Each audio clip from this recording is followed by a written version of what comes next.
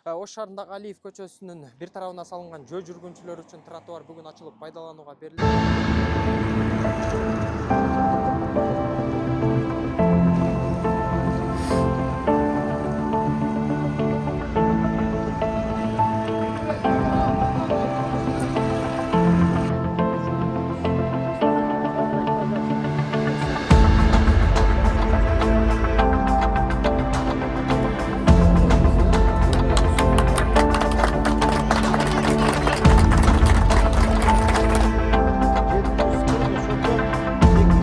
Азыр мына биринчи этап менен басып бүттүк мына тротуарды мындай абдан керектүү болчу да, необходим болчу. А кийин мына азыр бир эки проектибиз бар, бүтүрүп жолго түшөбүз. Мына жолду Алиеваны жогу жакта Молдонияз көчөнүн асфальтын басып беребиз, буюрса. Баары мен телевизордон көрүп отурам. Шаарыбыз өнүгүп өсүп атат. Баардык жолдор оңдолуп. Мына биздин көчөбүз дагы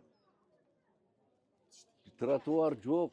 Балдар ошо машина жолдо жүрүшөт эле. Аябай опасный эле. Азыр тротуарлар болуп эки жакта.